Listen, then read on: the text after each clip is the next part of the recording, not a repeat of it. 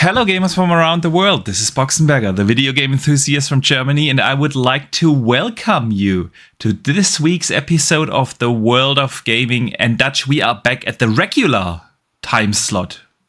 We are. With the podcast. Yeah. Last week we had to do the podcast on Friday, going up against the Xbox 2, man. That's always a tough challenge. Yep. So, but a lot of people still came through. So, but I want to welcome, of course, you guys here on this Thursday. The chat is already filling up with a lot of familiar names. Great to see you guys. But of course, also a big welcome to everyone who listens after the fact, either here on YouTube or on Spotify, Apple Podcasts, wherever you're listening. Welcome. And Dutch, how are you doing this week? Yeah, I'm all right. I'm tired from work and a little bit drained, but otherwise, looking forward to the weekend. Yeah, How about same. Yeah, man, I'm doing good. We have a national holiday here in Germany today. So obviously I had the day off. Was a great day. Spent basically the entire day in the forest today, man, touching some grass. Ooh. With the kids, yeah, it was good. So, and I have the day off tomorrow from work, which is also fantastic because our office is getting refurbished, and so we're getting new carpet and new desks and stuff, and so everyone had to take the day off tomorrow. Not complaining, gonna play a lot of games, so doing good, and of course, again, a big welcome to everyone in the chat. And Dutch, even before the show started, the first super chats came already in. So a big shout out to Dronty J, who sends in the first super of the day with the $5 and says, with Ubisoft at $2 a share, would Vivendi Games buy them or Xbox buys them, or Xbox goes and buys some IPs? Yeah, Ubisoft is super cheap. I don't know if they're at $2. Hang on. But yeah, their share prices really dropped low. And of course, that makes them... They are sitting at €10 at the moment, which is still pretty low. But yeah, Dutch, what do you think is going to happen? I know a lot of shareholders from Ubisoft call for a buyout. Yeah. I mean, they've been calling for a buyout for the Guillemot family for a while. Yeah. So that's not changed. And the company themselves aren't short of money. They're okay. They're in a good position financially. They're just not having much success with critical hit games at the moment. They're having good games that have released okay, but nothing substantial. And I think they just need to. We've covered this last time. I don't think they're going to be selling any IPs or anything anytime soon. They're just going to focus on the next release and go from there. What I could see happening is that they might license out some of the engines. You know, Snowdrop, Anvil, who knows? Could see that happening, but yeah. Yves Guillemot is pretty much not looking for a buyout. So, nope. Still wonder though, what is happening with all the Xbox cloud IP? You remember during the ABK acquisition, Xbox had to give or sell out the rights for cloud streaming to Ubisoft for ABK games. We haven't seen anything yet, so... Yep. I mean, the Ubisoft don't have cloud streaming, so that'll be interesting to see. True that. What they're going to cloud stream on. I don't know, man. I have no idea. Okay. H. Julia sends in a channel member chat and says hello, and a big hello to you. A member for 8 months. Thank you so much for the continued support. Great to see you here today in the chat. And of course, again, big shout out to everyone who's joining us here live today. Dutch, with no further ado, let us talk about our games of the week.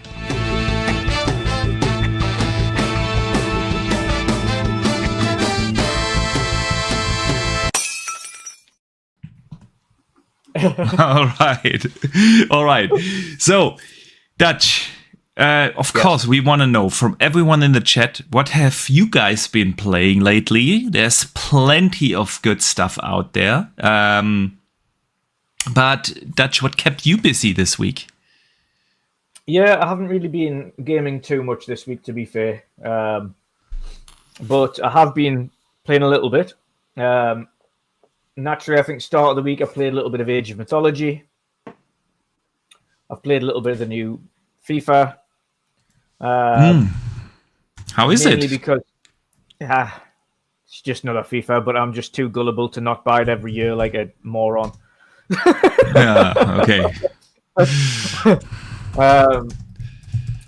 And then also, of course, we got the Pixel remasters on Xbox. So I've got those, and I've started Final Fantasy VI. So I've got back into. And to be fair, I've also got Pixel remaster on the PC. So this is like me double dipping now. So I've got like a game that's already like far along on PC, and now I've got the game, which is also, by the way, Play Anywhere on Pixel Remaster. So I technically have it twice on PC on two different storefronts now. Okay. But never mind. But there's no cross save, right? Yes, unfortunately. there is actually, because it's there is? Xbox Play Anywhere. Oh, yeah. Sweet. So is Metaphor. That's also a Play Anywhere title. But yeah, surprisingly, a Pixel Remaster is a Play Anywhere title. So you can... Interesting. Yes, that's good. Yes, Foxy. That'll be good for you and your ally. Indeed. To be fair, Pixel Remaster is perfect for a handheld. Yeah, it is. So 6 for me is the GOAT. So even though I've got 1 to 6 there now on the console, I want to start with my favorite one. So started the favorite one again. I'm only like maybe 2.5, 3 hours into it so far. So I've defeated a couple of bosses. I've got past a couple of villages, got a few new members of the party and things together. But yeah, I love it. To be fair, it's just it's strange having a very old Final Fantasy game that I originally owned on the PlayStation 1, the original PlayStation, now on Xbox. It's great. Cool. Good stuff. I haven't gotten the Pixel remasters yet, but knowing that it supports Play Anywhere, that might just bring me over, because again, like you said, it's perfect then to go back and forth in between the Rock Ally and the console. Interesting stuff. Good. Yeah. Good I stuff. have also downloaded Trials and Legends of Mana for when I'm finished Visions. I haven't downloaded those, but I've started Visions of Mana, which came out earlier this month. Earlier last month. We are already in October now. So, and I've started that, man. I'm still pretty early in, maybe 4 hours or so, I want to say, but I'm loving it, man. It's a fantastic Mana game. Like, the music brings up a lot of memories. You know, they pick up a lot of the themes of the originals, which I do love. I really do enjoy the combat a lot more than I did enjoy during the demo, to be honest. Yeah. I thought in the demo it was like, what the hell am I doing with all these characters in a party switching back and forth, and you've got superpowers and you got combos and shit, and I had no idea in the demo what I'm doing. But of course the main game introduces you slower to it. You know, you don't have everything from the beginning. You learn along your journey, and with that you also learn a lot more about the combat, and I'm actually really enjoying it. Feels good, but I put it on hold for Shattered Space, of course. We'll talk about that in a second. Let us see What's your early impressions of Visions of Mana then? Like, great. So far I'm loving it, man. Fantastic. I'm intrigued to see what you think of it when you start unlocking more of the abilities. Yes. And the powers and the different techniques and things, obviously, because it changes all the outfits and changes all your abilities every time. So Yeah. interested to see what you think about it when it does that, because that opens up a whole new traversal thing as well on the game.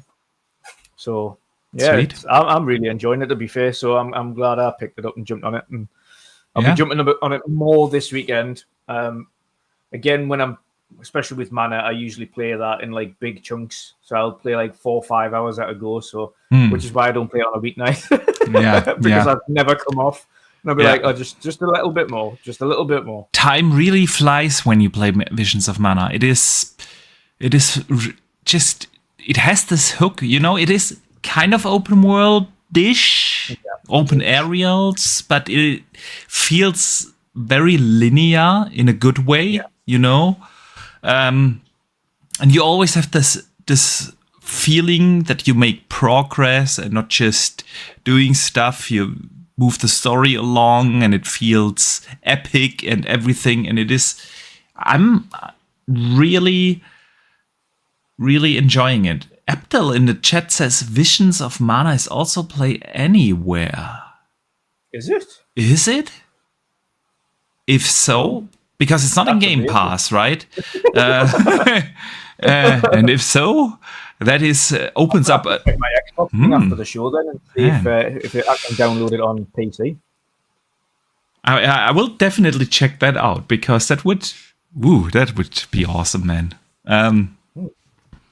But it runs actually on console really well. The performance mode, crispy, sharp image at 60 FPS. No idea about the resolution, not doing the pixel counting. I'm trusting my eye. If it looks good, it looks good. And it is very good image quality on console in performance mode. So, man, I'm really enjoying Visions of Mana. Let us see what the community has been playing before we talk a little bit more about, obviously, some of the big games like Shattered Space.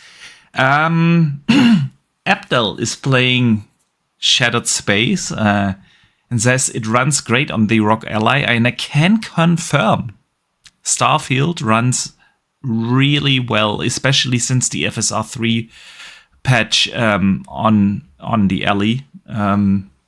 Just a quick one. I have just looked on the Xbox store, and it does say Vision of Mana is Xbox Play Anywhere. Sweet. I know.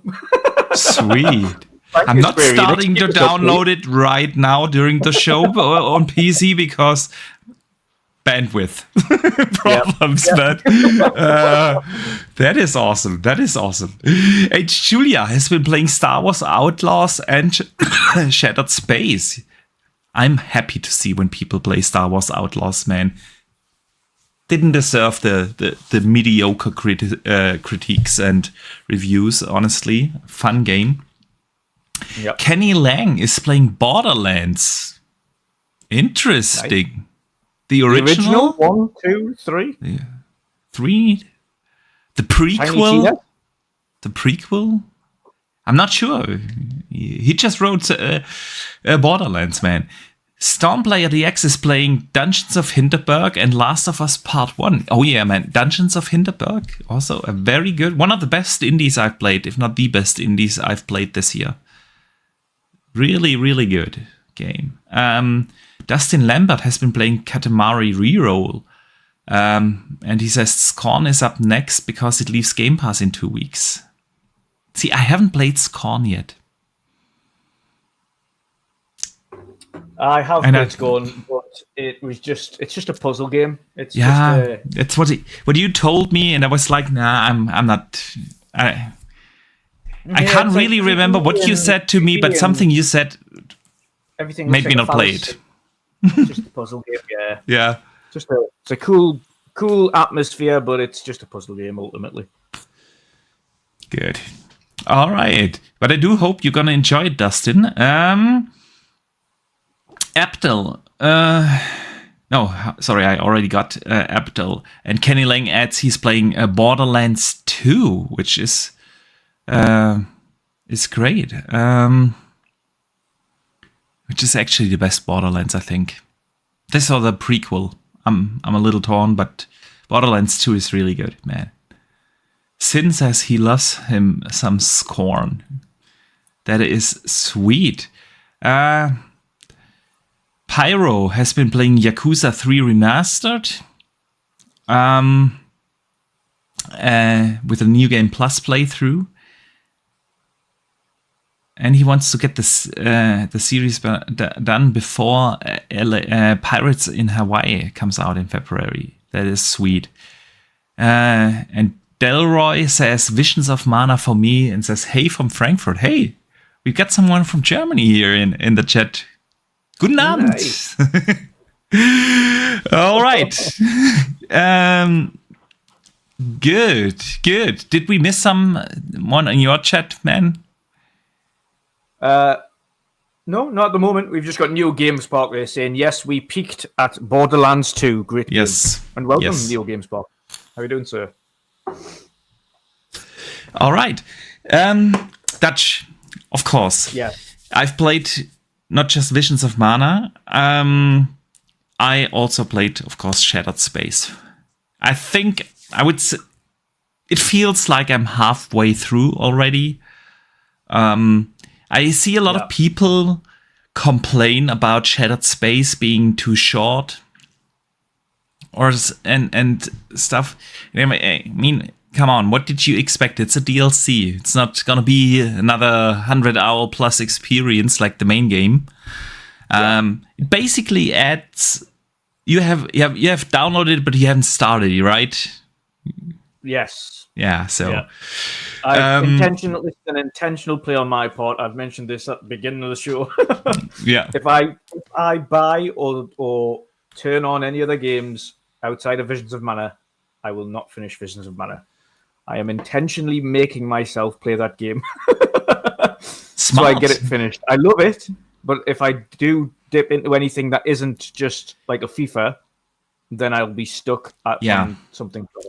It's why I usually play one game at a time. I'm not it's very rare at the moment. I mean, I got Age of Mythology. I played that as well. We'll get to that. So got a lot to say about that. But usually I play, and I actually put Visions of, since I'm still pretty early in, I decide, okay, I put that on hold, finish Shattered Space, and then fully concentrate on Visions of Mana again. One game at a time, man. I can't play multiple games at the same time. I will never finish them there if I do that. So Shattered Space, man. It's fantastic. I'm really loving it. It is, of course, if you didn't like the main game, you're not gonna like Shattered Space. It's more of Starfield, but it does in the best way possible. The atmosphere is fantastic. You know, I think I said this to you a couple of shows before, that I hope that Shattered Space goes into using more like what you can only do in a sci-fi game, which is obviously zero gravity missions and fights and stuff. That's something you cannot do in a Fallout. You cannot do it in an Elder Scrolls. And Shattered Space starts off right. The intro mission, 0G, and there's a lot of good other stuff coming. Not gonna spoil too much here, but it is exactly what I hope for, right? The atmosphere is a lot more creepy, you know. I wouldn't say it got jump scares now, but kind of, you know what I mean? It's fantastic, and it is basically what it adds is one storyline, like similar to a faction quest line. Yeah, remember in the main game you had these faction quest lines, and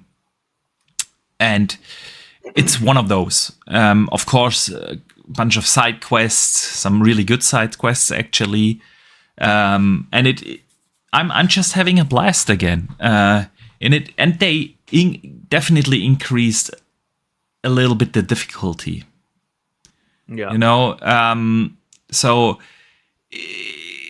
while in the main game, basically you can do everything with the weapons you find and the armor you find, you kind of have to put a little bit more thought into upgrading your weapons or upgrading your armor in Shattered Space, because it's not like a super difficult game now.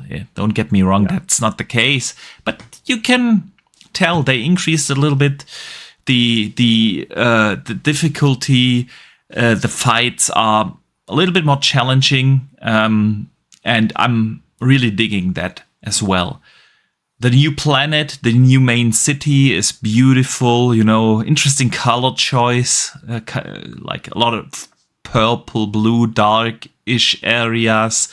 They've got some really good dungeons where you, like early in Shattered Space, you have to go, I'm not trying to spoil anything now, that's why I have to think carefully how to phrase it. You have to undergo a trial, and that trial really remembered me a lot of what you kind of had to do early in Skyrim. It gave me some Skyrim vibes, and so this is what I really like. You go from zero gravity to a mission that feels a little, where you get some Skyrim vibes. Then you have a more, creepier, darker mission where a little bit more of the horror elements come in. I know horror, it's not a horror game, but you know what I mean. Well, that's what I was looking for in it. That's what I was looking for in it, more of the horror segment. Yeah.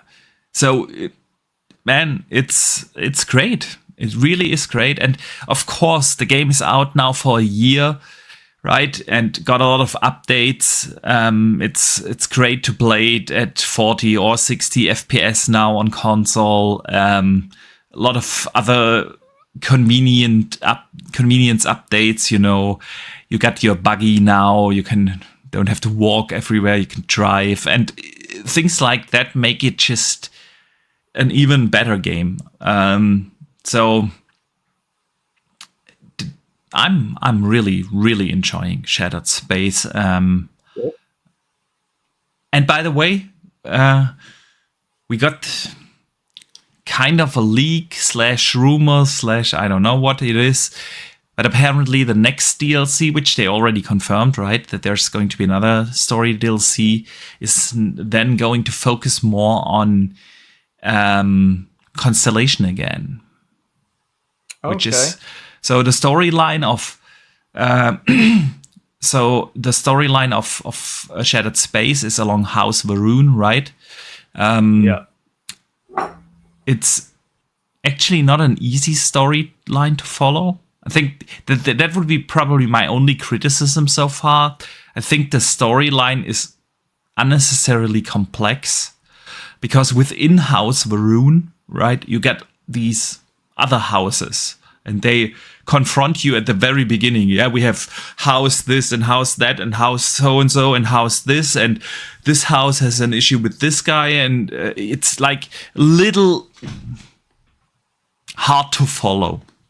Yeah. Right. Other than that, absolutely fantastic add-on. Everything I hoped it would be. I'm loving it. Abdel in the chat asks the question, how do you get the Ref 8? The Ref 8 is super easy to get, actually. You just have to go to any of the main cities, and at the airport, spaceport, you got these mechanics, right, where you can also build your ships and so on. And you just talk to them, and from this guy, one of these guys, you can get the Ref 8 directly. And once you have acquired it from one of these mechanics in the main cities, so you go to Aquila or anywhere, ask the mechanic, you have the Ref 8 from then on out. You can customize it as well at the mechanic, and then it always pops up close to your ship. So when you land anywhere on any planet, directly next to your landing bay, you have the Ref 8. Just get in and have fun with it. And by the way, you can shoot. Yeah. Oh. from the Rev 8. That's fun. You have like a laser cannon on the Rev 8. So, yeah, man. It's really, really good. And people in the chat have already voted for the gameplay that we're gonna watch today. And it is a close one, but Shattered Space 1. Very close to Age of Mythology, man. No Monty Visions of Mana. That's shocking. Yeah, we'll get to that as well because, man, I have to tell this story. Sorry, I'm going off rails a little, but my Xbox is screwing with me. I told you that in the green room. Yeah. I have, for a week now or so, I have an issue with Xbox and game DVR. Whenever I want to record something, and obviously you have to record to the external drive when you want to record longer clips than 2 minutes, yeah? Yeah. My Xbox starts to tell me that my external drive would be too slow for the resolution, for whatever reason. And sometimes it tells me that after 10 minutes of recording, sometimes it tells me that after 20 minutes of recording. And I've been using the same drive for 2 or 3 years now, and it's actually one of the fastest USB drives out there. So I tried every drive I have, like 6-7 different USB sticks and drives, and nothing works. I get always the same issue. It's definitely not the drive, even though Xbox says it so, but it made it really hard for me to record gameplay this week. And I only have like, I don't know, 30 minutes or so of Shattered Space. I only have like 30 minutes of Visions of Mana. So unfortunately, guys, we have to watch a little Age of Mythology later because I think Boxy needs to invest in an Elgato. No, I'm not. And then it's not because I'm cheap, but if I sit on my couch and play on my console, I don't want to hook up my PC to the console just to record footage and then deal with all the, HDR pass-through and frame rate issues with pass-through. I'm not doing that. It's 60 frames on Elgato. You're fine. I want 120 frames, man. I have 120. The highest bracket one, but that's like... Yeah. No, I'm not doing that. This is so inconvenient. I need to look. Maybe I do a hard reset of the Xbox tomorrow or so and see if that fixes it. But yeah, I've been dealing with that issue the entire week. So unfortunately, I do not have that much gameplay of any of the games outside of Age, because that's something I play on PC and there it is no problem to record. But of course, I'm going to close the poll in the chat. And we are watching Shattered Space, at least the little gameplay that I do have recorded. And then we transition over, of course, to Age of Mythology and maybe a little Visions of Mana. Because, Dutch, I've also been playing. And it's time for that segment of the show again. I've been playing Age of Mythology. Have you been playing a little bit more? To World of Mythology. World of Mythology. So, have you been playing a little? Yeah, I've been playing. I dip in, play a couple of games, come off. Yeah. Otherwise, I'd just be there all week. All right. So what's your go-to god now? Now that you have played the game. I'm still in the Norse gods. I'm still on a toss-up between Odin and Thor. Odin and Thor. Okay. Yeah. I've kind of got used to them now and got used to their abilities and everything like that. So I'm just refining my play style with those gods. But I think outside of that, I think the Egyptian gods are quite fun as well. Especially, like you say, they've also got the portal, so you can transport troops from one area to the other. Yeah. But no, I'm sticking mainly on Odin or Thor. Mainly Odin. Odin and Thor. Mm-hmm. Yeah. Interesting. I've been playing around a lot, and I've been playing too much again of Age this week. Yeah. I was still trying to figure out what is my kind of go-to god for now. until I really get the hang of the game, before I did the same with Age of Empires 4. Like, I focused on one civilization there, really understood how the game works, and then tried other civilizations to work for me properly. And then you usually, or I at least, usually end up with 2 or 3 civilizations that are then my go-to. And with Age of Mythology, it becomes a little bit more complex because you not just have the god, but in Age 4, you kind of have, when you age up, right, you could also choose in between 2 different versions how you want to age up. And there was always, with every civilization, there's basically an obvious choice. Yeah, and it is really different in Age of Mythology because the sub-gods, they really make a huge difference which way you go, right? And so what I'm leaning towards right now, and you will see a couple of matches I recorded later, is Hades, so Greek gods, right? Hades as the main god. Then go Ares to focus on long-range attacks. Yeah. And then Aphrodite. She's got like, Jesus, one heck of a superpower. And I've also played a lot around with, they're basically, in every Age game, whether we play Age of Mythology, Age 4, or any of the previous ones, there's basically a big decision in your strategy you have to make during Age 2. Do you go for a second town center, or do you go aggressively early, not spend the resources on a second town center, and go in aggressively? And I found like a build order with Hades, Ares, and Aphrodite that is like really, really good. I feel like this is really something. I played a couple of online matches. I've won them all with that strategy and build order. I forgot to record the online matches though. You will definitely see some online matches next week, but when we watch some of the Age footage later, I've tried to increase, the difficulty of the AI, and with that strategy, it really is super easy to beat even like really, really hard AIs. There are like 8 difficulties, and the 7th highest difficulty is easy to beat with that strategy.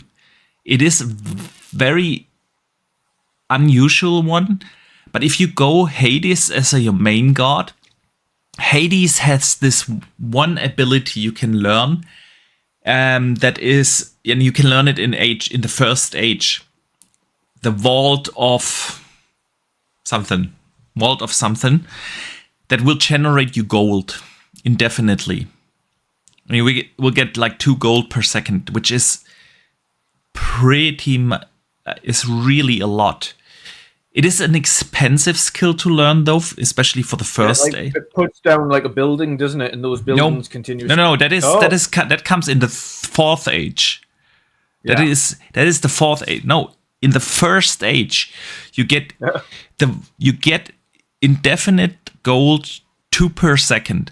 And just to put that into perspective for you, a villager collects at 0.5 gold per second. So what you 0.7 gold per second. So what you basically get is, when you learn that skill, you get 3, roughly roundabout, right? 3 villagers. And this is killer early in the game. Later, if you do that in the 3rd or 4th Age, when you have your economy set up and everything, it's unnecessary. Absolutely, right? But in the first Age, And so what you do is basically you focus to get that. And it is super unusual because you need a lot of wood and you need a lot of favor for it. So you start the game by collecting favor and wood just to get that, and then pull everything over to food and things. It delays your age up a little bit because with other build orders I've tried, you can get to age 2 after 3 minutes and 30 seconds plus minus, right? And this build order delays your age up a little bit to around about 4 minutes or so. So you lose 30 seconds, and it is it is a lot. 30 seconds early in the game is a lot. Yeah, because by the time you age up, your opponent is already probably building up his army. But you have extra 3 villages. You get gold, and you don't have to worry about gold during the second age. And you can really then speed up your build up for your army a lot. Because if you then distribute your actual villagers a lot, it is super. And then as a second god, take Ares, and Ares has one skill you can learn that will make archers like OP, like and with that you can then rush in the second age your opponent, and it is gonna make life really, really hard. So you will see later. You will see that against different difficulties, and it is. I don't want to bore people, but it is just fantastic, man. And this is what I love about Age, right? There is millions of ways and strategies and build orders you can do. But once you have like something going for you and you found out, okay, if I do that and know how many villages you have to put at what time to which resource, like it is, I'm not joking. I have a list here right on my desk. There it is. It says, okay, first you start with 4 villagers, right? First 2 go to food, 2 on gold. The 5th that comes out of your town center goes then to gold. The 6th goes to wood. The 7th goes to wood, the 8th goes to wood, the 9th goes to food, the 10th goes to favor. You know, it's really like you set it, you kind of have to set your game strategies up like that to optimize your playthroughs. And then you know exactly, okay, at minute 1.20, I should be able to upgrade to this. At minute 2, I need to upgrade to that and build this. I love it, man. We need to say to chat as well. When Boxy talks about this, he's talking about competitive play Age. So when you, I've seen Lily in the chat going, "This sounds super complicated." But if you're playing competitively like Boxy does, this is what you need to do. Otherwise, it's not that. Otherwise, chill out. You're all right. You don't need to do that hyper detailed. But if you want to play super quick and end matches in like less than 20 minutes. Then Boxy does that. So, anyone in the chat wants to know about the proper build order? Fango says, "Will this be in the exam syllabus?" Yes, get studied. Yes, yes. And maybe one last thing: if people think you need to. You can do that through the entire match and have one build order that you do. It stops working midway through Age 2. But like the first 5 minutes of the game, I would say like 80% of the matches are decided in the first 5 minutes. Maybe 6. Yeah. And you can really optimize those first 5 minutes.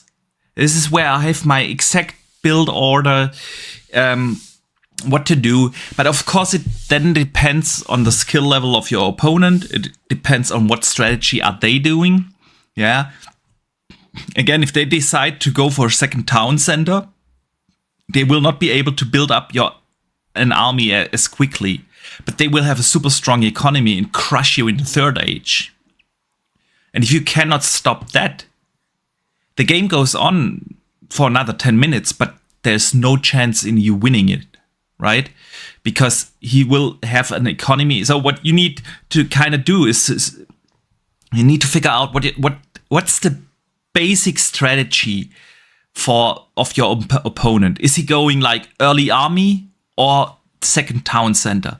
And you kind of need to counter that, and you have to adjust your strategy. And of course, the game gets a lot more hectic after 5 minutes once you have a proper army and you rush into your opponent's base and kind of have to still set up your economy properly, see that you age up to third age properly, and then it gets more stressful and you cannot really plan everything out anymore. That is obviously the case, yeah, and you kind of need to figure out really at the middle.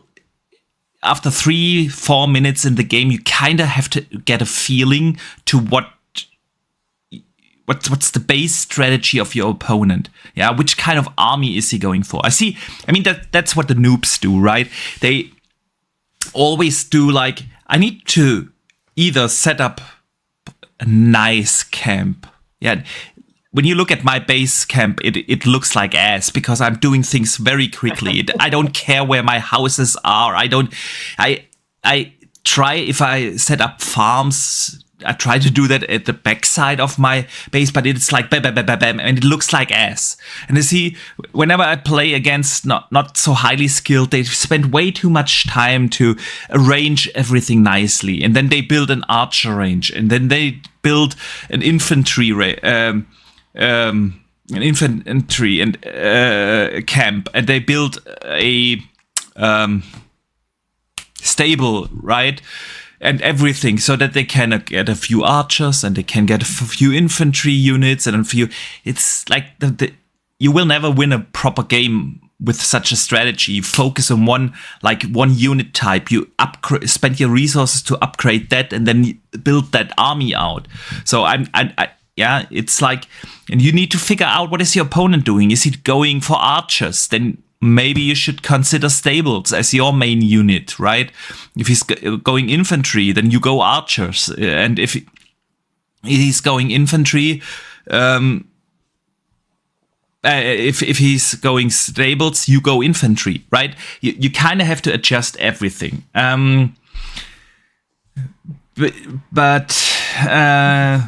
Yeah, man. Tron TJ sends in a $5 super chat and says, you would destroy me in Age of Empires, but I would destroy you in Command & Conquer. Let's play sometime. Yeah, man, I haven't played Command & Conquer in like 20 years or so, 15 years. I would probably lose. But if you give me a couple of weeks to train, who knows? Who knows? And I like to go super nerdy in real-time strategy games. Obviously. Again, here's my list that says exactly what villages to use for what. And once you have memorized, if you really want to play competitive online properly, of course you have to memorize that. You can't look, okay, what do I need to do next? And this is just me figuring out, okay, I'm really writing down, okay, if I spend like the first 3 villages on foot and 2 on gold and 2 on wood, when do I age up? This is basically what I'm trying to figure out. And then I find out, okay, I age up with this build order, I age up after 4 minutes, that's shit. So I'll try to optimize it. Why am I aging up too late? Okay, I need early more gold, so I put more villagers on gold, and then I see, oh, I level up at 330 after 3 minutes and 30 seconds. So it's a better build order, obviously, and it's... All right, Dutch, let us move on from topics. From Age. And get into some news, man.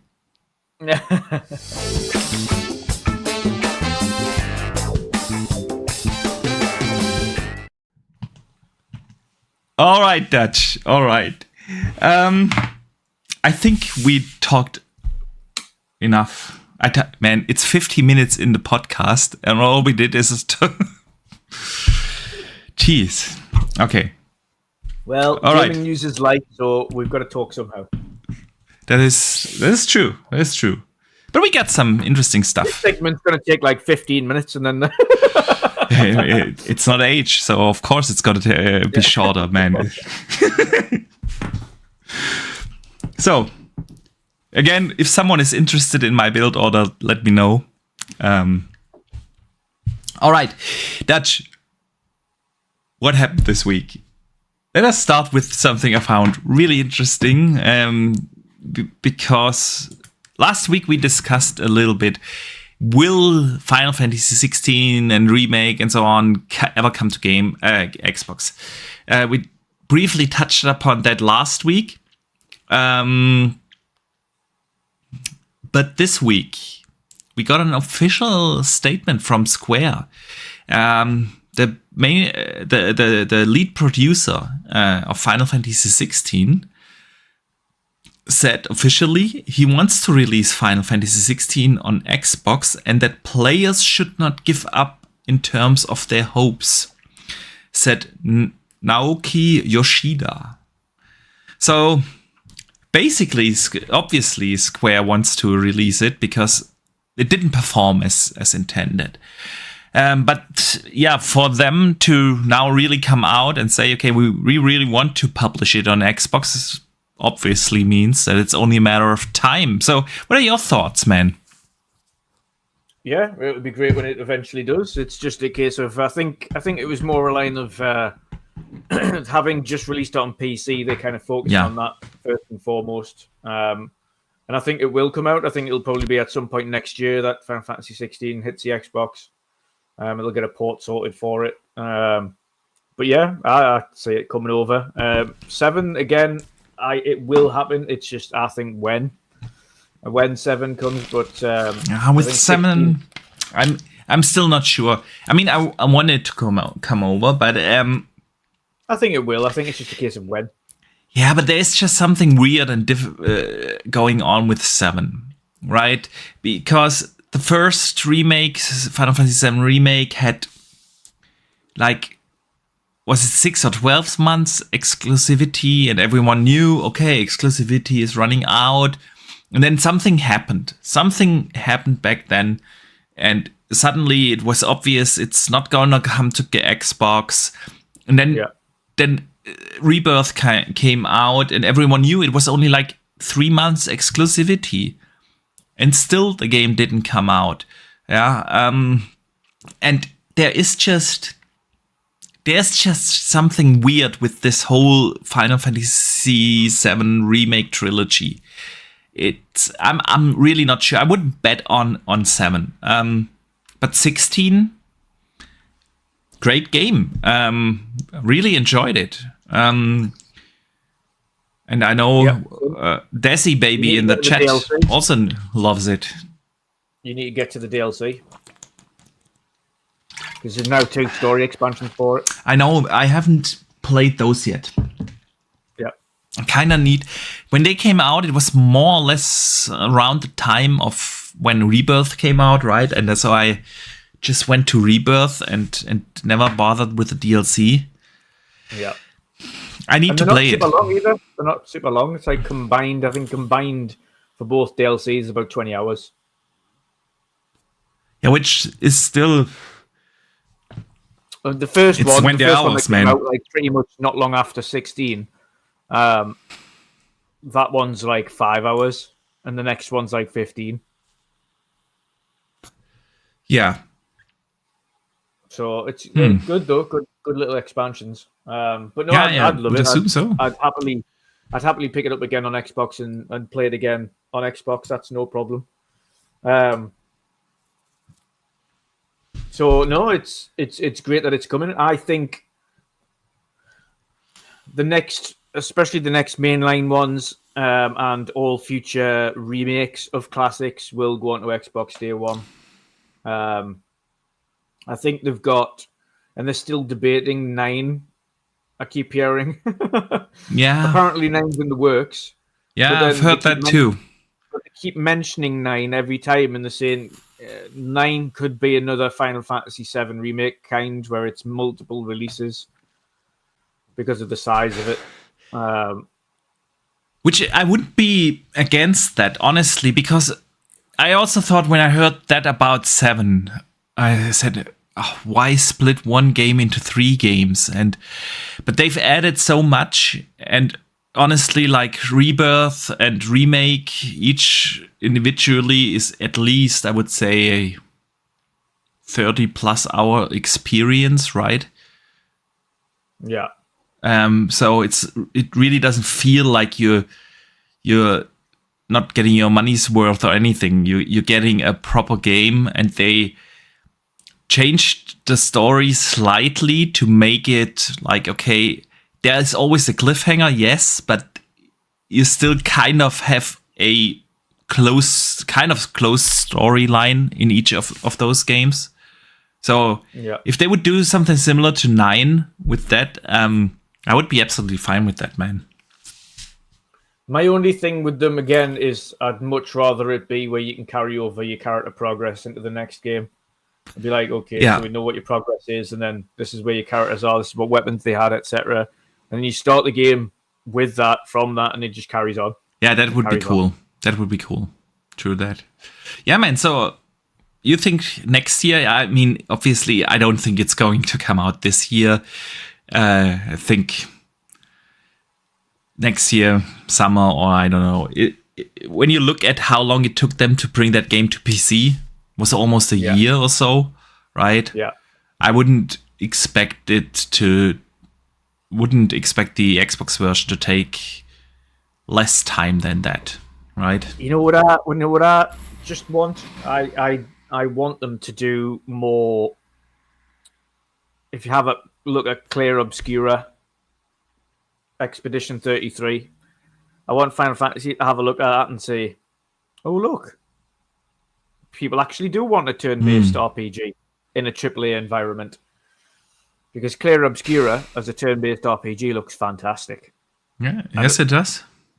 So I kind of hope Final Fantasy see that and go, you know what it is? Maybe these turn-based RPGs aren't dead yet. After Baldur's Gate and the massive success, I think turn-based AAA RPGs are, or it has proven that turn-based RPGs are still modern, and that there's a massive audience for it if done right. Yeah. Delroy in the chat says he would prefer they just touch up the visuals and quality of life stuff in Final Fantasy IX. He says, I don't see them doing another trilogy type deal again. It costs too much. It's also a very good point. Very good point.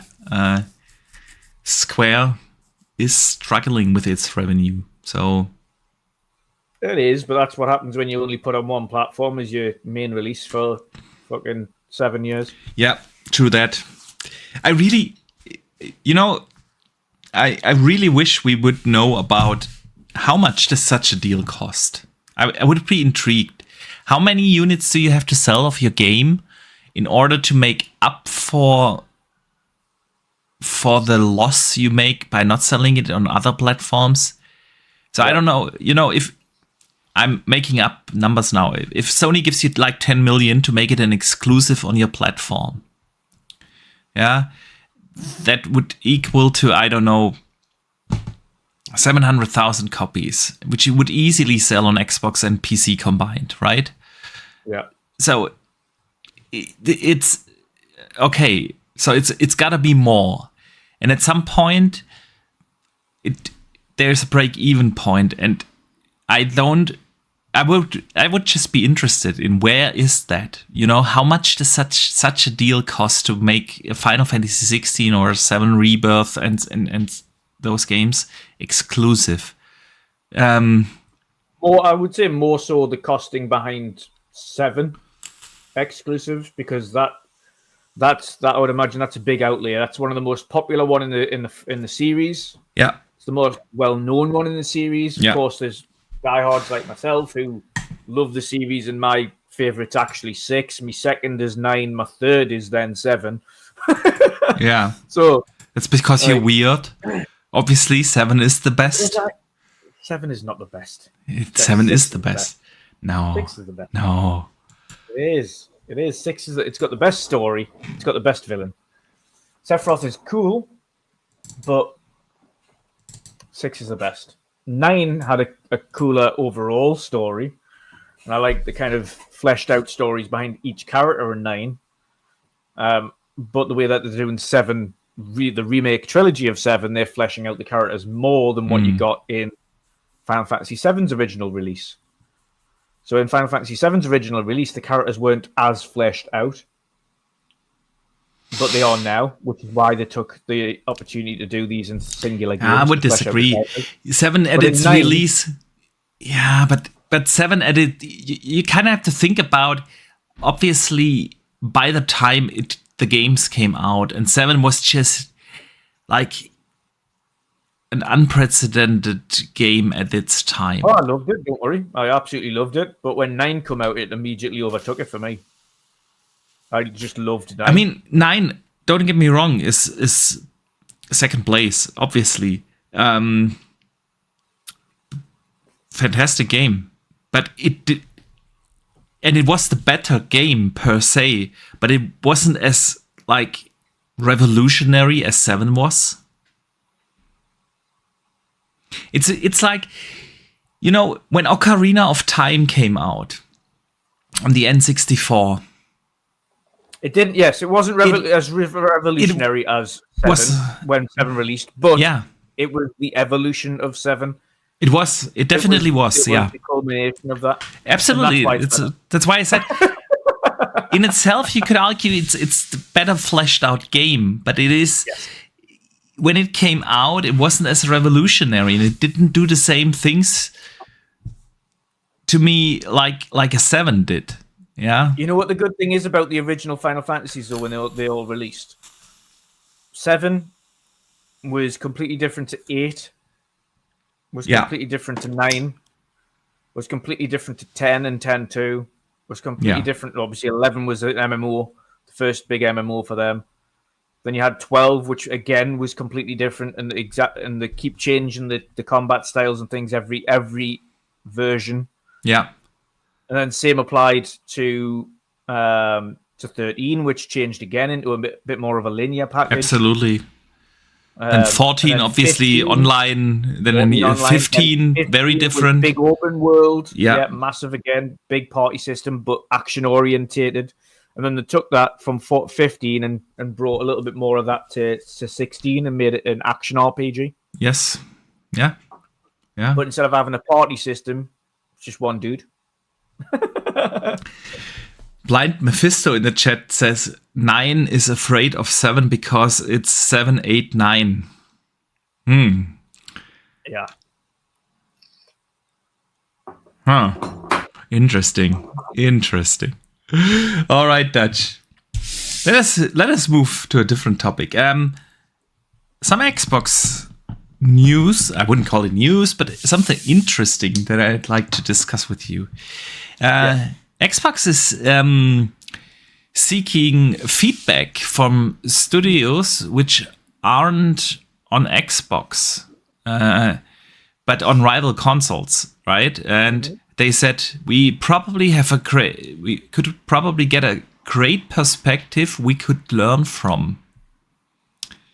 So Xbox obviously over the last couple of years, well, actually it's been going on like forever, that certain publishers, certain game developers skip the platform, right? And not because of exclusivity deals. And Xbox is now seeking out and trying to get feedback from them why that is. So what are your thoughts on this? Because I have a lot to say. Again.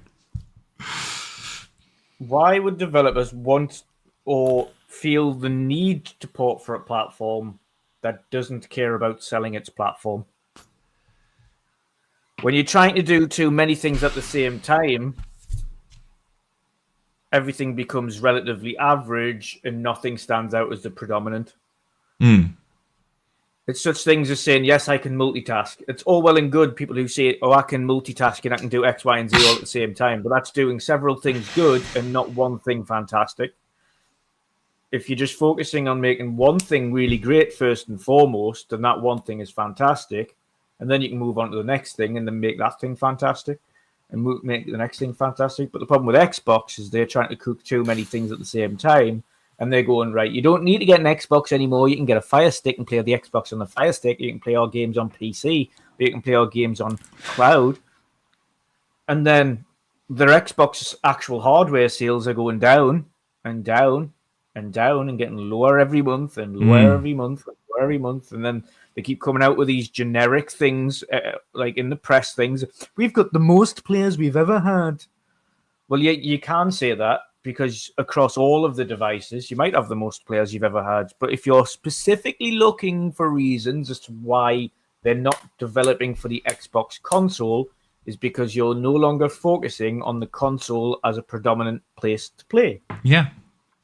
And because you no longer care, why would the developer? If they want to develop a game for PC, they'll develop it for Steam. If they want to develop a game for console, they're going to go to the predominant console first of all, and the predominant console is PlayStation. If they want to develop a game for cloud, Xbox isn't even the leader of cloud. They would develop again for PC, and you use it on GeForce Now, which is significantly better than cloud. Xbox cloud streaming. If they want to do it on mobile, they don't have to use Xbox for any of that. They can go through Google or Apple. So Xbox have got their toes in every department, but they don't excel in any of them. Yeah. And yeah, because this of is that, true. the developers are also not inclined, because they've got, oh yeah, we've got 120 million users across the board. Right, okay. But what one am I developing for specifically? Okay, specifically you get the Xbox GDK, which is the Xbox. Yeah. Right, okay. So how many users do you have on Xbox, on the series consoles right now? 30 million, right. Your competitor has 60 million, maybe 70 million. So they've got more than double what you have currently. Your sales are declining, their sales are inclining. So when we're developing a platform, we're looking for potential sales on your specific platform. This isn't, okay, we're developing it for Xbox and PC, because we can just develop it for PC, like most third parties do.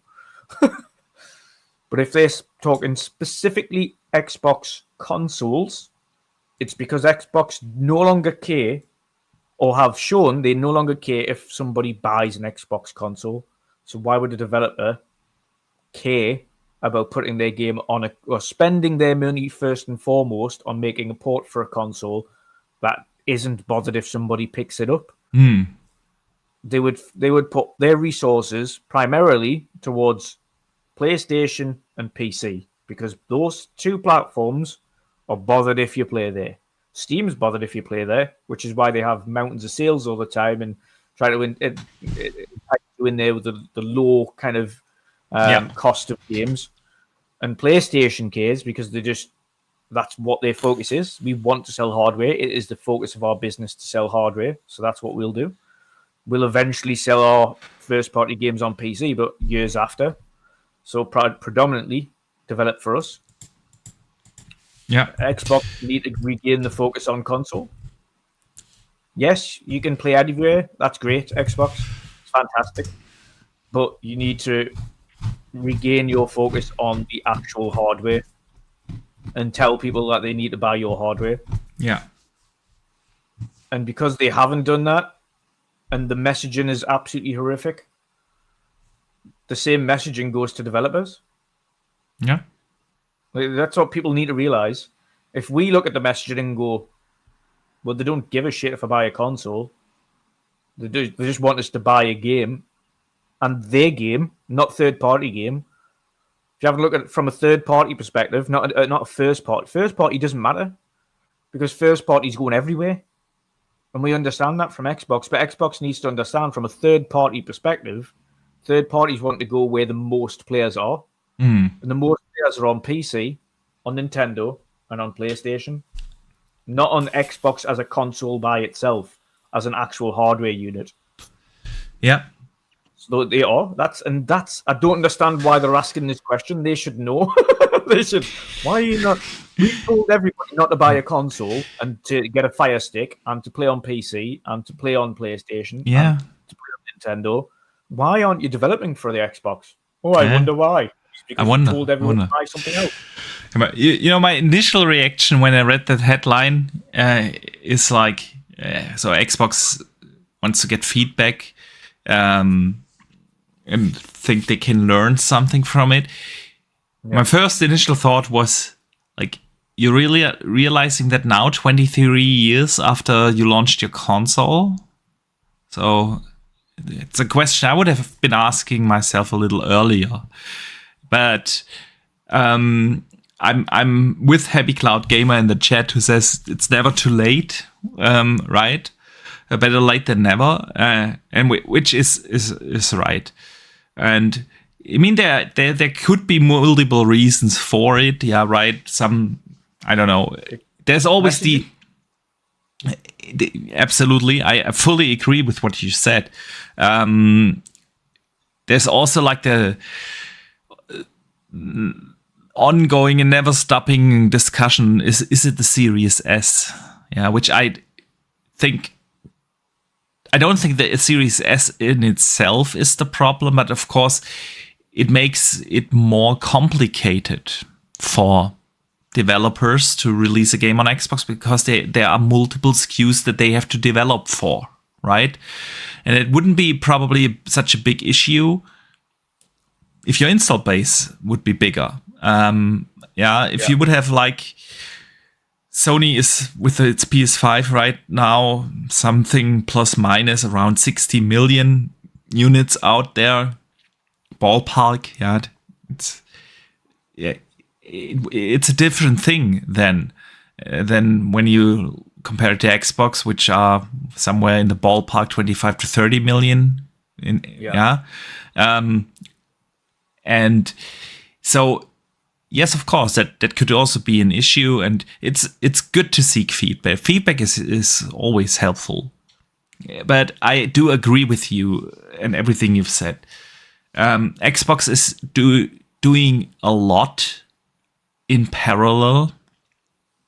When you look back in 2017, which isn't that long for a business, right? It's 7-8 years now. When you go 7-8 years back, they had like 3-4 studios, first-party studios. Yep. Right? They had the console, and that's about it. They already had things like Play Anywhere in place, where you knew, okay, if I bought Quantum Break, I can play it on PC and the console. So that was basically the point where they started to do more than just the console, right? And it all went really quick from there. They started Game Pass in 2017, right? Yeah. Which is fantastic to do that. But make that good, along with your console ecosystem. They also started with that, the journey on PC, which you can argue, but the only way how their games are successful on PC is if they go through Steam. And guess who gets the royalties when people buy their games on Steam? It's Steam. Steam makes the money. Yes, they are making also money there. But you can argue, did they succeed on PC?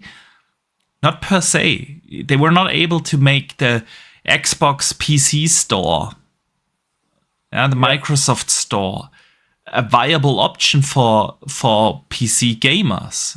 And I know the PC space is, which I never understood, by the way, why people are so struggling with having different launchers on PC. But look at what Epic is trying to do since forever, trying to go up against Steam with their storefront. And it is basically the same thing, right? It is, if you want to play on PC, I have to open up Steam, play my game, bam. If I want to play on Epic, open up Epic, play my game, bam. It's the same thing. But the PC space really doesn't want to play anything outside of that. But they didn't really try to really establish their storefront, get a proper foothold on PC. At the same time with xCloud, they started xCloud, I want to say 2018, 19. Yeah.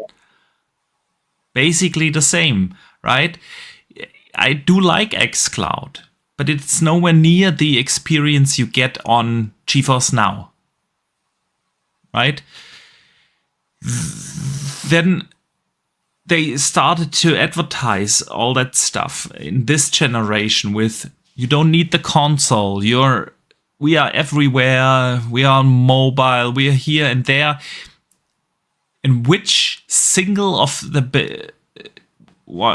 PC, cloud, mobile, console, nothing really took off in itself. They grew as a publisher. Yes, that's the thing where they, by sheer amount of money that they put in with Activision Blizzard, obviously, but also Bethesda and ZeniMax, it's obviously they became a great publisher, but none of their platforms in itself excel. It's not that Xbox PC app is excelling on PC and you can say, hey, this is the best way to play Xbox games. The best way is through Steam. And xCloud is cool, it's there. But if you really want a good experience, you go to GeForce Now and you can play most of the games there as well, right? If you want to play on console, is the console the focus anymore? Obviously not, right? It's that is so true. And then you sit there as a developer, like you said. Do I develop for PC? Absolutely, I want to do that. But then I do it through Steam. It's the way to go. I'm not doing that for the Xbox PC storefront. Yeah, not doing that. Then by virtue of developing for Steam and PC, you're also getting access to the ROG Ally and the Steam Deck immediately. Yeah, exactly, right. And so, and if you want to go to console, the question really is for developers. Is my game going to live on that platform properly? Is it going to prosper? Is there potential growth for us? And yes, in general, when you are on all three, Nintendo, PlayStation, and Xbox, best chance for you to grow, right? Your install base. However, the reality is with a lot of markets, Europe, the Asian region, right? The Xbox console is simply irrelevant. In sheer terms of market share, they are absolutely irrelevant. And if your target audience is sitting in Asia, take a Genshin Impact, for example. It took them 7 years to bring that game over to Xbox. And why is that? Your target audience is sitting in Asia, and the install base there is so low that you kind of have to ask the question, is it worth developing for that platform, keep the servers running, making sure the infrastructure works and everything, And and instead of rather focusing on making Game Pass on console the big thing, they try to dip in everywhere. That's why people, including myself, do have the feeling Xbox is doing really well as a publisher, but not as a platform holder anymore. And that's what, like you said, developers are also seeing. Man. And they can reverse that again. They can. About messaging.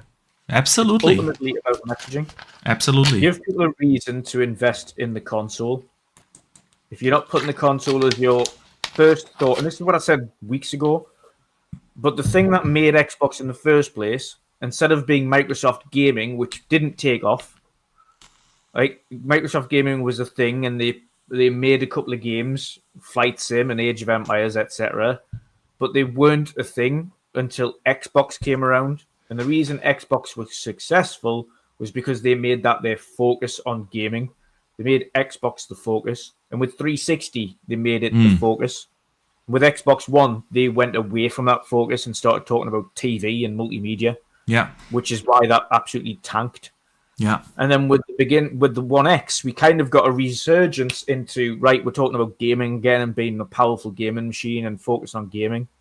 At the beginning of the gen, we thought, okay, they're going all about power again now. We're going right on the Series X, and we're talking about the power. And then again, they've went away from talking about the console. They're doing exactly what they did in the Xbox One section, and they're forgetting about the gaming aspect, and they're just like, oh, well, now you can do everything and go anywhere and play anywhere. And it's like, no, just focus on what made you popular in the first place, which was the console. And then extend upon that, build upon that. Yeah. It's. I mean, we talked about this. I don't think that this generation, the Series X and S generation, went as they were hoping for. Nope. Because they had to launch the console without a game, exclusive, a system seller.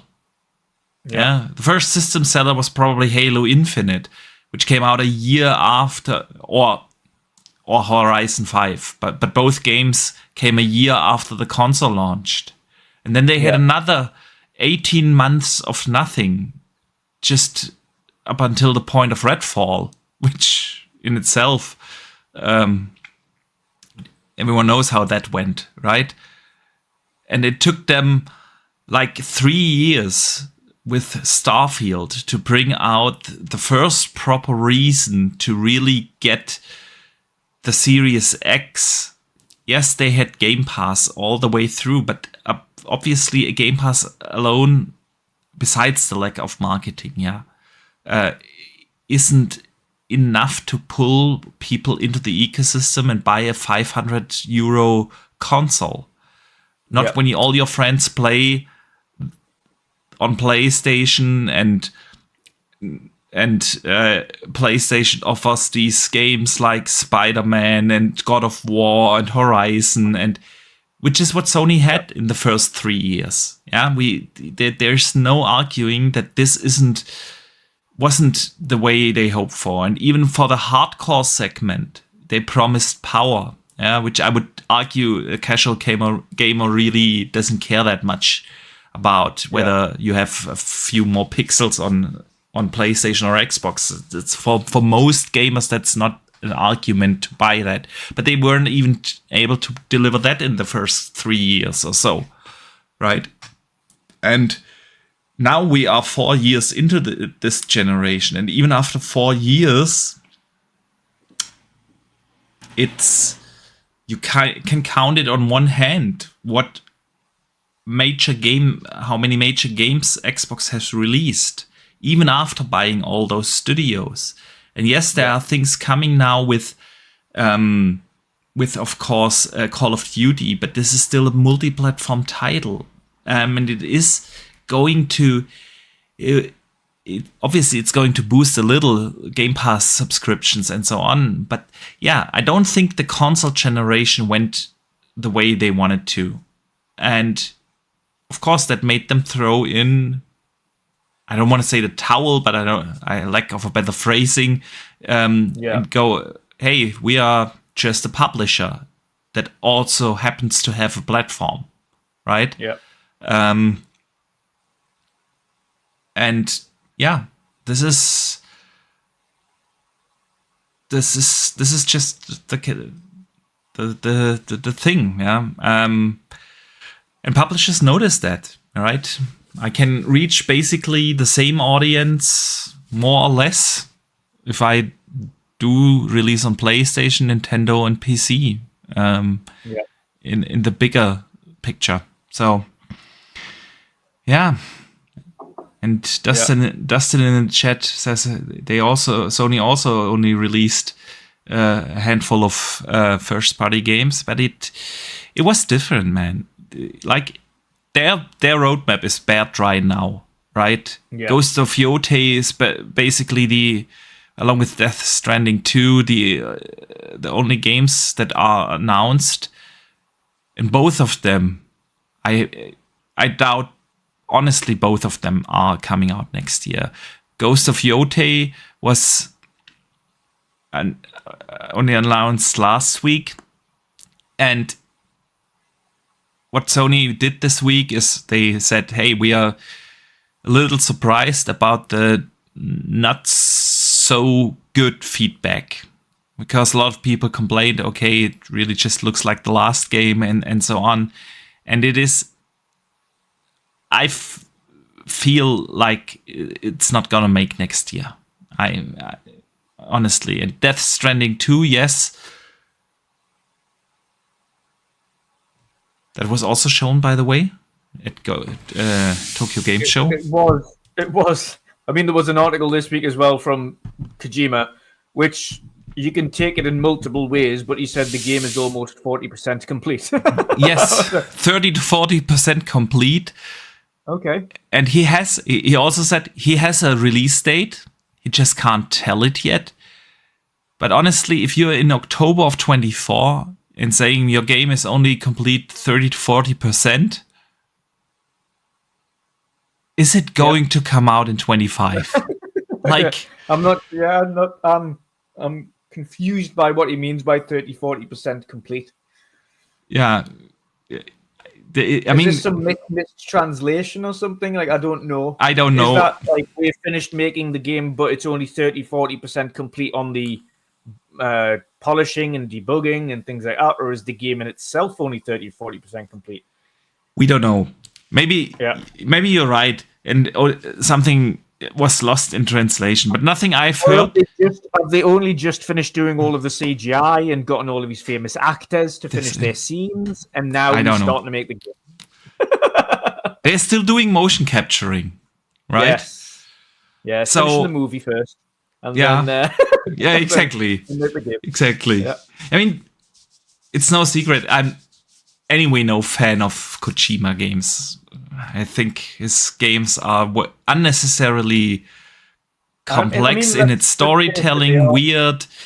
Then people always say, "Oh, he's such a god in making video games." But when I look at the actual gameplay, it's usually completely uninspired. Don't get me wrong; it looks fantastic. Death Stranding 2 visually, it's a beautiful game. The Decima engine is gorgeous. I mean, in the photo mode, they teased so heavily, and kind of went viral. That's really like impressive on a technical level, but that doesn't make it a good game. And I'm no fan of him. Completely overrated. But yeah, but it is. I honestly doubt that Death Stranding 2 is going to come out next year. And even if Ghost of Yotei then is making 25, right? That's like one game. And Death Stranding 2 isn't even first party. Yeah. So the PlayStation roadmap does look bare dry. But the beginning, the first 3 years, you can argue all day long whether, they released another Last of Us and Last of Us 2 remaster and all the remasters and so on. Yeah. But at the same time, the console launched along with a Spider-Man and the Souls, Demon Souls, which was actually a proper remake, which, they had games like Horizon and they had games like God of War, Ragnarok, and so on. And yes, most of them were cross-gen, like every game in the first 3 years. But nevertheless, they kind of had their games in the beginning of this gen, which is where it matters, because that's when people get the install base up and running. And once you have a PlayStation and you tell your friend about it, people are more likely to buy their console whenever they jump to next gen, right? in the same ecosystem, and it is just what it is. They did have the pull factors. These system sellers, and Xbox didn't. Yeah, not in the same way. Yeah, and that's just what it was. And I think that just led them to, go to be a publisher that happens to have their own platform. That's just what it is. Yeah. Anything you want to add to Death Stranding? No, I mean, again, these aren't games that do massive numbers. They're not. But Kojima's celebrated because he does something a little bit different. That he does. He's not afraid to take risks. And that should be celebrated in AAA. Whether or not we like the games or not is another thing. But the fact that he doesn't care whether or not people love it or hate it, and he just wants to make a game that he wants to make, is something that a lot of the developers don't do. Unfortunately, it's dealt with by the hierarchy who decide what games you're going to be making. Like the big CEOs and the directors will be like, right, okay, yeah, we're going to do this. We're going to greenlight this game because that's a game we want to make, not what the actual heads of the studios want to make or their creative team. And it's good to see. And it's not just one game he's making. Of course, he's making 3 completely different games that are nothing like each other. And they're all things that he's kind of really interested in making. So one's some weird psychological horror type of thing for Xbox. The other one's Death Stranding, which is this mad walking simulator with ghosts and babies. And then this other game that he's got in the background that we don't know of or what it's about yet. Yeah, the ominous cloud game. Yes. Yeah. By the way, do you think, because I've seen someone ask that question, sorry, I forgot who it was on Twitter, and I thought it was an interesting question.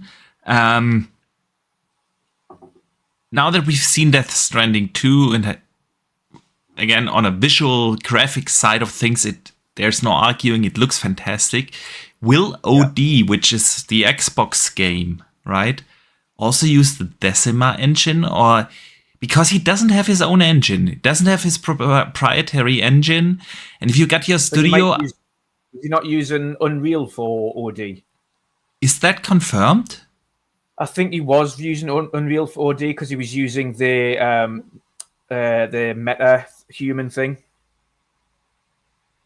I'm not sure. Honestly, I'm not sure. He showcased the faces for the characters in meta-human. He did do that, but...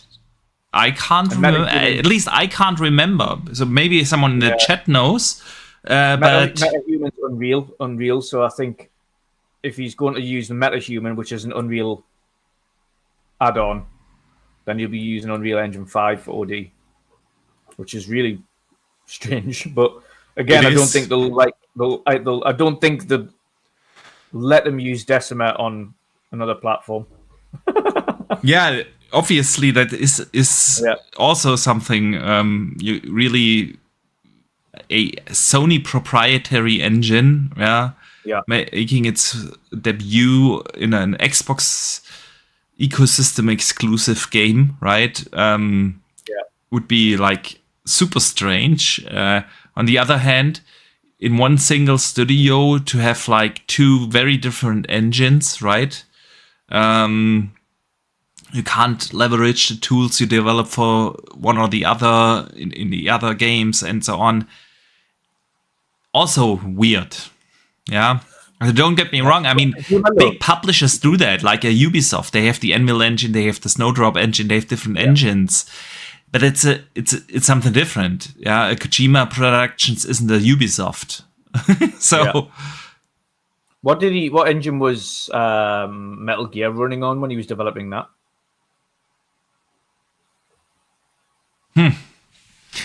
That was Konami, wasn't it? But what were they using? I mean, I know the remake is using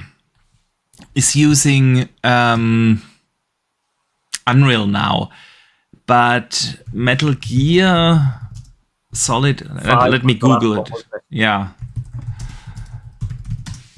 Fox Engine. Fox Engine. Yeah, that's the Konami engine, right? Proprietary Konami engine. So yeah, he's accustomed to using multiple engines. And his staff must be extremely talented if they can use. That's the thing.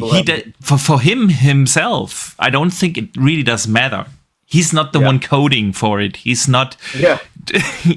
It's not what he does, right? It's the software engineers that do need those skill levels. So, yeah, man. Interesting. We shall see. All right, Dutch. Something good. Let us talk about something good. Okay. Dragon Age Veilguard is coming out end of the month, right?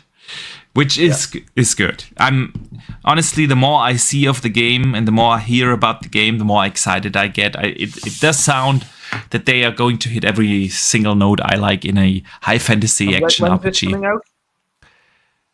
October 25th, I think. Very end of October. You haven't got very long to finish Visions of Mana. I don't. It is tough times, especially with Vessel of Hatred coming out next week, right? Yeah. Screw me, hey. But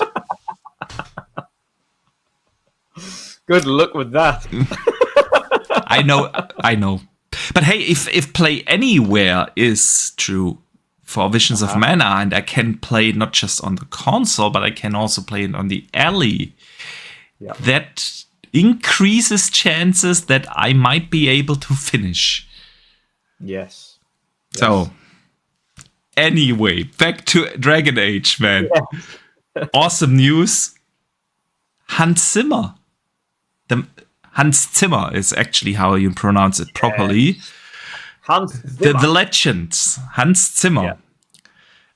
Yeah. I'm a huge fan of him. I actually was at a concert last year. No, early this year. Somewhere in spring this year. He was on tour and he was close to Stuttgart. He was performing in Stuttgart, which is close to where I live, like 45-minute drive or so. And I've seen him live, man, on stage, with an orchestra. Yeah, amazing. Just goosebumps when I'm just thinking about it. Yeah. Awesome guy. Awesome composer. One of the very few really... He's got better as times went on. Yes. If you have, when people keep mentioning things that, people know, they're like, Hans Zimmer, the soundtrack creator of Gladiator, I'm like, but that wasn't even his best work. People know Gladiator, but Interstellar was significantly better. The Dark Knight was significantly better. Yeah. Pirates of the Caribbean, Caribbean soundtrack, Batman. The list goes on. Dune. Yeah. Dune is awesome, dude. Yeah. Was it not Blade Runner as well? Was that not him? Yeah, I think so. But it was also one of his early works. And even 2049, though, the newer one. The newer one, I don't know. I'm not sure. Anyway, Hans Zimmer is doing the soundtrack for Veilguard, and he uploaded the main theme. And it sounds phenomenal, man. Epic as fuck. It's if I didn't know that I would already that I'm already super excited, but with such a soundtrack, this is going to be one epic game, man. I cannot wait, and just wanted to share that. Yeah, I don't blame you.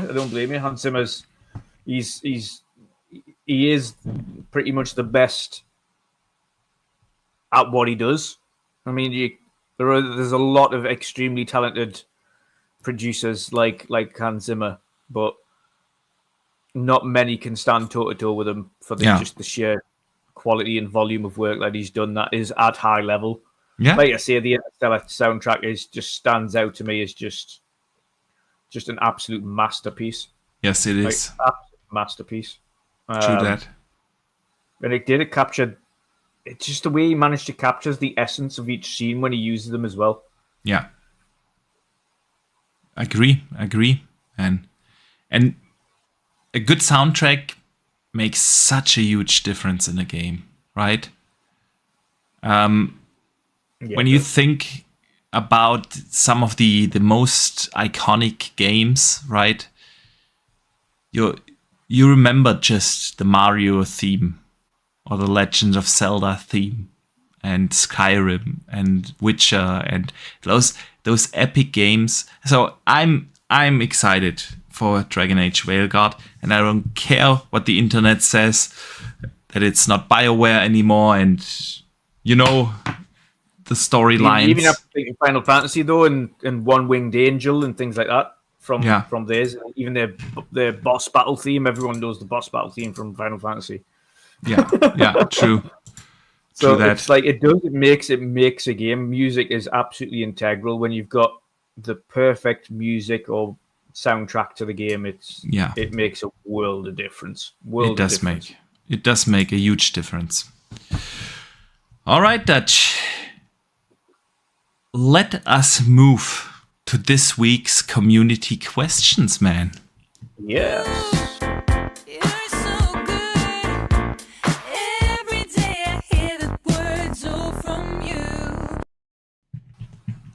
All right, Dutch. All right. So, like every Wednesday, you can... sorry, that was the... Let me start again. Yes. Every Wednesday, we ask, of course, our awesome community to write in questions, topics, things you would like us to discuss. You can do that on Twitter, or X. You can do it here on YouTube. Some people send me questions via Xbox or PlayStation. Wherever you want, send in your questions. And a lot of people did that this week as well. And I want to start with one from Jordan, aka Berserker This. Yeah. It's more a statement that is phrased as a question, a simple one. Starfield Complete Edition on PS5? We've seen that might not happen at all. I've seen some discussions about Starfield maybe never coming to PlayStation at this point. There was a rumor going around that Hierarchy were seeing this as potentially what they would class as a potential staple IP going forward. And with it not having a base on any other platform as it stands at the moment, unlike the likes of Elder Scrolls or kind of games that have already been out, continuing to have it as just an Xbox specific game. Yeah. PC and Xbox. But I did see that. So I don't know, is the honest question. I think if it was going to be, we'd already have heard about it by now because of how quickly we got the turnaround for Indie. Yeah. Indie was announced later and has already been given a PS5 port at the beginning of next year. Yeah. If Starfield was going to be, we'd know about it by now, I think. I would agree on that. I also... I'm not sure how the thinking is within Xbox, but let me share my train of thought. They started this whole thing with the games that have been out for a while, right? Like your Pentiments and Hi-Fi Rush and Sea of Thieves. They've been around for at least a year or longer. Obviously, with Sea of Thieves, that was basically the one that was successful. It's a little different story because it's an ongoing game and not like a single player experience like your Starfield or Indie. And then they announced this Indie thing, and Indie is going to come relatively close to the launch of the game on Xbox, right? It's not like a year or 2 years after its launch. It's only a few months. And when you do this multi-platform launch, I think probably the best would be for you to have success on all platforms, to do it day and date. Because the way how the community just works is a game comes out, and this goes basically for almost every game, right? A game comes out, everyone's playing it, everyone's talking about it. There's a hype for a short hype window for 3, 4, 5, 6 weeks, depending on the success of the game. And then people obviously finish the game and move on. And this is especially true for single player games, obviously. Yeah, sure. When, I don't know, Baldur's Gate came out, everyone played it, right? Everyone played it, talked about it. Everyone was hyped. And then 4 months later, 5 months later, it came to Xbox. Nobody talked about the game anymore because everyone has finished it already.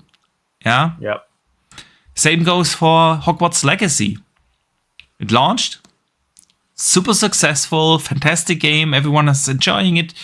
People moved on. They finished it. They moved on. And then it came 6 months later to the Switch and nobody bought it anymore because nobody's talking. There's no hype around it. So if you want to do a multi-platform launch, Xbox wants to do a multi-platform launch, what do you expect? Yeah, that in terms of sales numbers, if indie would came day and date, yeah, everyone would be talking about it, playing it, and buying it on their platform, PC, Xbox, or PlayStation. You know, and even with 3-4 months, by the time it comes to in spring, yeah, whenever that is, let's say it's April. Just for the sake of argument, it comes to in April, everybody will have finished it. There's not going to be much hype around it. And that obviously hurts your sales numbers on PlayStation. But if you bring it day and date, when the hype is up, of course. And now if you look at Starfield, which was the actual question, yeah, I want to come back to that. Starfield is out for a year already, right? Yeah. And yes, our hardcore bubble is talking about the game right now because of Shattered Space. But if you, let's assume they would release Starfield Complete Edition next year in summer or so on PlayStation, the game will be 1.5 years old, almost 2 years old by then. And there's just not enough talk about it for it to really be successful on that. So if you want to look at what other games might come over, I think that we are more looking into games that will come out in the future. These maybe Xbox is thinking about, I don't know, a Gears collection or something. Just if they intend to release Gears 6 also on PlayStation, which I doubt they will, but yeah. Just for the sake of argument, you could see something like that coming, but I don't think we will see games that came 2, 3, 4 years or are already 2, 3, 4 years out move over. It will be more the new games. Yeah, there's, I don't know, a Fable. I see a chance for a Fable bigger to come to PlayStation than for Starfield. And when if it moves over to PlayStation, it will be close to launch because you want to take advantage of this initial hype. Yeah. So yeah, I agree for that as well. And that's part of the reason I think why Square want to get multi-platform back. Yeah, because they want multi-platform. Yeah, and that's not because the games won't do well elsewhere. It's because the hype is gone by the time the hype is gone. Exactly. And you can also not forget that, and this goes especially for the more hardcore gamers. Most gamers have more than one way to play a game. Yeah? Yeah. Probably, I would bet that 90% of our listeners, our community here, do have either two consoles, Xbox and PlayStation, or do have Xbox and PC, and so there's most of them will have potentially a Nintendo Switch. or that, although the Switch is for most people an exclusive machine because there is barely any third-party games coming to the Switch, and in terms of the bigger games, there's tons of indie games, of course, and such. But which AAA game is making its way to the Switch.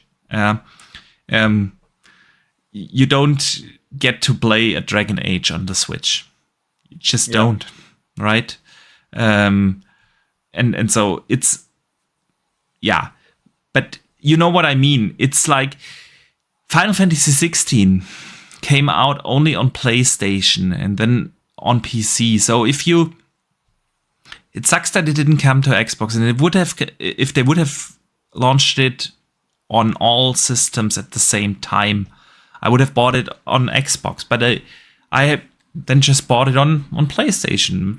I have the option. Yeah, others don't have a PlayStation; they have a PC. Then they buy it on PC and be gone with it. Yeah. And if it now comes to Xbox and there is no hype around the game anymore because the game will be 2 years old by the time it comes to Xbox, and most people. Yeah, am I going to buy it again on Xbox? Probably not. I have played it. I own it. And that's with multi-platform launches that are not on all platforms at the same time. Yeah, I think Baldur's Gate is a perfect example. Baldur's Gate is probably the best example. It came out on PC 2 weeks later on PlayStation. And I would bet that 90% of our community here has the option to either play it on PC or PlayStation. At least 90%. Yeah? And so by the time it came to Xbox, people have either played it or simply moved on because, I missed out on that and nobody's talking about it anymore. I just play the new shiny thing that comes out and bam. There's always...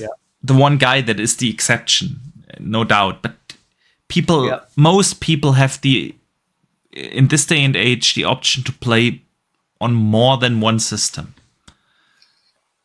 Yeah, so bringing games over to PlayStation, if Xbox wants to continue to do that, which they obviously do, we will see not older games, we will see new games coming more or less day and date on all systems. Because of this initial hype. And I think if they don't go day and date for upcoming releases, then I think that is a sign that it's unlikely to go over.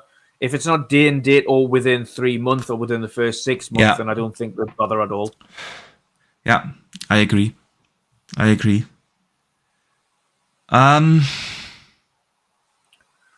have one, by the way. I have a question. Please go ahead.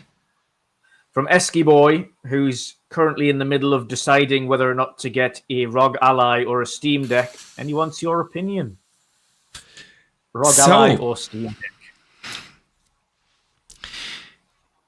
It's a fantastic question. It is.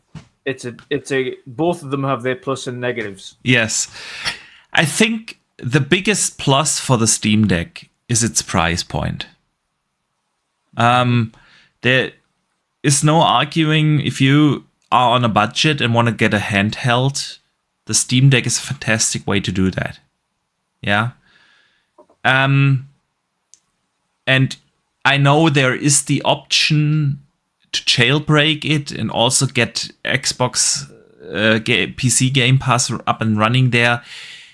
But 99.9% of the gamers are not going to bother to do that.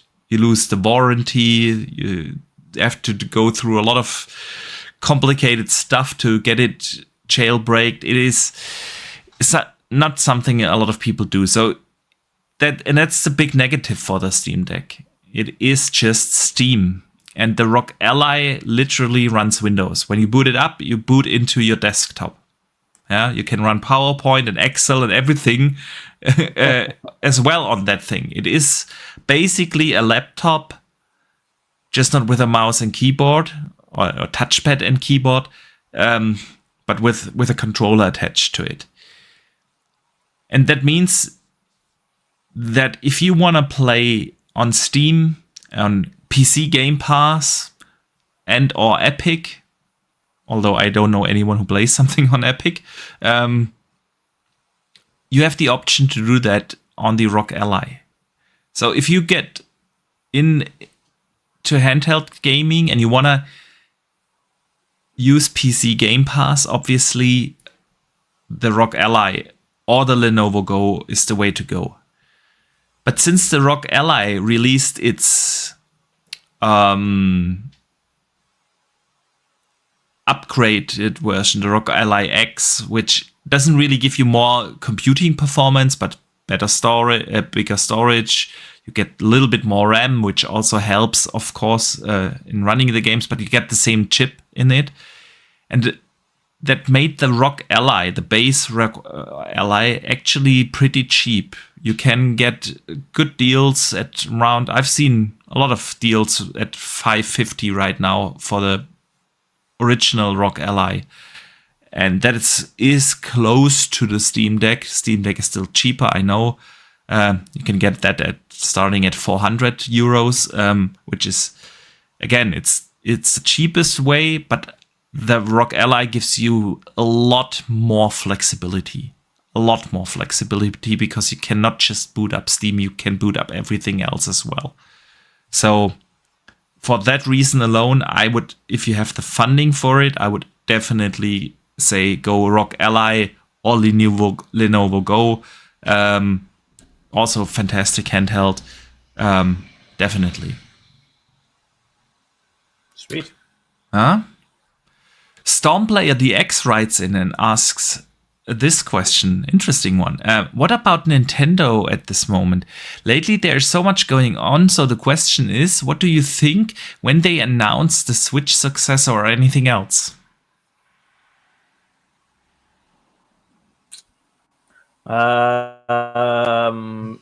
Summer next year they'll announce it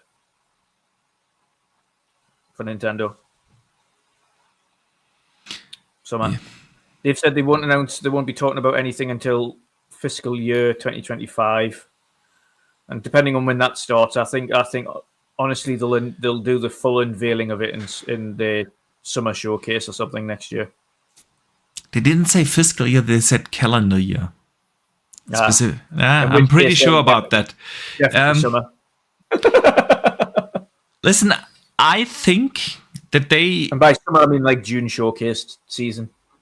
I don't think so. It's going to be earlier. Because I think they try to do the same what they did with the Switch. Because it worked so well for them. And honestly, it's a smart thing what they did. They launched the console in May. And that's very untypical because every PlayStation ever released and every Xbox ever released came out in November. Every single one. And what happens at launch? The hardcores pre-order and the console will sell out. It happens all the time. Didn't happen for the PlayStation 5 Pro though, but usually that is what happens, right? So you have your initial stock, the hardcores pre-order, buy it out, and for the first 2, 3, 4 months into a console generation, it's going to be difficult and challenging to get your hands on one of these devices. Yeah, we all know scalpers and so is always an option, but it is difficult. And when you release your console in May, you get that first initial wave out of the way for the holiday and Christmas season. Which then also is like the big thing. If you, like PlayStation and Xbox always do, they launch in November and they miss that first Christmas holiday season. Every time. Because the systems are sold out. Yeah. And so with the Switch, Nintendo did it in May, and it was smart because the Switch was also super hard to get. But by the time November and December approached, it normalized, and the Switch was available in stock, and they took along the Christmas period with them, and they're gonna do the same thing. The console is gonna come out May, maybe June, something like that ballpark. And so I think it's gonna be early next year, so maybe March, maybe April. I don't think that Nintendo needs like this announcement 10 months in advance. They don't. When they announce the Switch 2, the hype is gonna be all up. It's gonna go viral. Everyone's talking about it. Just given the sheer install base and name of Nintendo, yeah. It's gonna be up, I mean, and then I you think release the Mr. console a month don't call it later. the Super Nintendo Switch. The Super Switch. Yeah. That would be cool. I think they need to Super Nintendo Switch. Harken back to the classic Super Nintendo. I would love that. It would be a perfect name. But I don't think that they are going to announce the console like super early in advance. There's no need for them to do that. Absolutely not. Yeah. And so they're gonna do the announcement in April and release it in May. And that's it. Yeah. So we shall see. We shall see. Sith Lord writes in, should they scrap Assassin's Creed Shadows? Should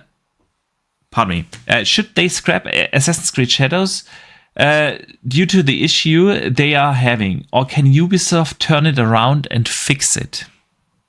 No, it's too late to scrap it. It's too late. The game is basically done, right? Yeah. The little delay is not gonna make a huge difference. And outside of this little angry bubble online, the issue isn't as bad as people are making it. I agree. This is something in the hardcore gaming bubble where people, they are not sticking to the history of I've seen a few people mentioning about Yusuke, and the vast majority don't learn anything about Yusuke in Japan. That's like hyper detailed history that might know something about it. They've chose a very obscure character in the passage of time to cover, and people that are angry or race baiting people are getting angry about someone's skin color because of some historic thing that nobody actually knows about and nobody really learns about. Yeah, I agree. So, not as big as making out. Yeah, and again, for them to move Assassin's Creed Shadows from, I think it was November, right? October or November to February is giving them like realistically 3 months. What can you change in a game of that scope realistically in 3 effective work months? Yeah, because you have to take a little Christmas break here and there, and then we're talking about the ballpark of 3 months extra development time. You're not gonna change the game toward it being more historic accurate. That would like take you 2 years to do that. Yeah. You're not gonna change its core gameplay elements. It's not gonna happen. Yeah, you polish it. You iron out some bugs. Yeah. And that's it. It's really not more than that. So yeah, I don't think it will make a really noticeable difference for Assassin's Creed Shadows, and it's a way too expensive game to scrap it. Why would they scrap it? I doubt that, honestly. Yeah. Last question of the day, Dutch, comes from the Apirist. And he asks, when are you both going to ditch the toxic Twitter/X and migrate over to Threads or Blue Sky? Threads is such a happier place for gamers. I'm already on Threads, but honestly, I don't really use it. I can't remember the last time I was on it. Yeah. I'm not on Threads. I dabble occasionally in Discord, but I just don't have time, man. It's already taking up a lot of time to, be active on X and get into the community there, and here, of course, on YouTube. And I just don't have the time to do multiple platforms. And I know Twitter is a toxic place. It can be a toxic place. But it is also a place where I met tons of awesome people. I mean, we both met on Twitter, right? Yeah. So, and became friends. And I've got a great community there. A lot of people that I do appreciate and do value their opinions. And why would I leave that behind to move over to Threads? I just ignore, honestly, the toxicity on Twitter. I mute. Sometimes I block. And I just don't interact with people that are being toxic. And so my timeline is actually okay. So when it comes to toxicity, it's if you always engage with the people and their dumb takes, the algorithm will show you more of those, obviously. But if you do engage with the people that are level-headed and are open-minded, and that is what I do, it's a great place. I've met so many awesome people, and I'm not going to leave them behind. I do enjoy this community, and I value every one of them. Yep. All right, Dutch. I think that brings us to the end of this week's podcast. Still managed 2 hours. Still 2 hours. It was a lighter week for news. That's why we are not doing 3 hours as usual. But hey, still had a blast. Some good discussions. And I want to say a big thank you to our awesome community here. It's always a blast to talk with you about games. We just talked about this. The community is awesome, and the engagement, and even sometimes we all have different takes, and that's fine. To have different opinions is totally fine. It actually strikes up a great conversation, right? And we have an awesome community here, full of passionate gamers, beautiful, nice people. I absolutely appreciate everyone who listened today or any other time, either here on YouTube or on Spotify or Apple Podcast. We super appreciate that. We do hope you enjoyed the show as well. But before we leave, Dutch, of course, let everyone know what you are working on, man. Bugger all. There you go. I need to get back. I honestly need to get back into a little bit more a routine of streaming and things again, but I need to be in the mind frame to do it. And at the minute, I'm just tired. So I'm just chilling, playing games in the background when I have the spare time, and of course podcasting every week with yourself. Yes, but I will get back into it at some point when I've got a little bit more energy back. And other than that, though, you can find me everywhere. Usual places at Wondering Dutch. So see everybody soon. All right. So yeah, the weekend is near. I'm gonna play the shit out of Age of Mythology, and of course trying to finish up Shattered Space, and then get back to Visions of Mana. And I do hope you guys are also enjoying your gaming. We will be back, of course, next week at the regular time, Thursday, 2 p.m. Eastern, 8 p.m. Central Europe, or 7 p.m. UK time. And until then, I hope you have a great weekend, and don't forget to game on.